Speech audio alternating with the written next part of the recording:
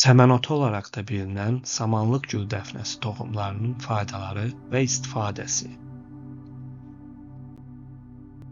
Başlamazdan əvvəl ən son videolarımızdan xəbərdar olmaq üçün kanalımıza abunə olmağı və zəngə basmağı unutmayın.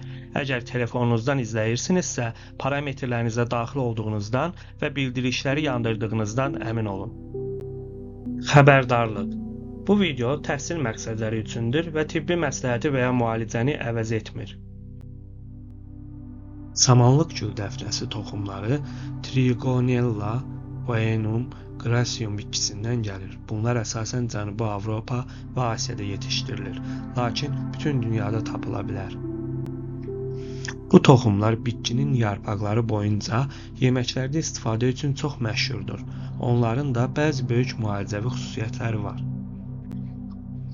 Toxumlarda bədəndə insulin istehsal etməyə kömək edən həll olunan lifin olması səbəbindən onun qan şəkərinin səviyyəsini idarə etməyə kömək etdiyi göstərilmişdir.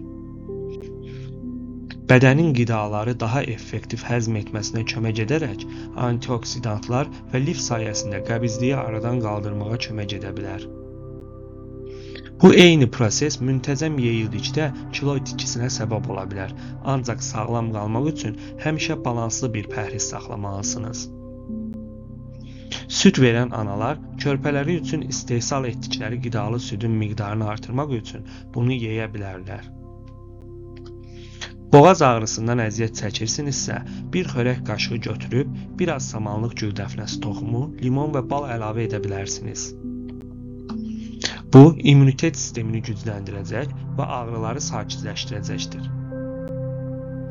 Xolesterol səviyyəsini azaltdığı elmi şəkildə sübut edilmişdir və bir çox əlaqəli xəstəliklərdə iltihab əleyhinə çox kömək edir. Hər yerdə iltihabı azaldacaq. Bu, xüsusilə çibanlar, ağız yaraları, bronxit, sızanaqlar, ekzema və dərinin qıcıqlanması üçün yaxşıdır. Erektil disfunksiyadan əziyyət çəkən kişilər cinsi həvəsi və libidonu artırmaq üçün müntəzəm olaraq samanlıq gül dəfnəsi toxumu qəbul edə bilərlər. Unikal dadına görə bu toxumlar tez-tez tütün və bəzi spirtli içkilərin hazırlanmasında istifadə olunur. Siz həmçinin yarpaqları ilə birlikdə samanlıq gül dəfnəsi toxumlarını üz skrabı kimi istifadə edə bilərsiniz.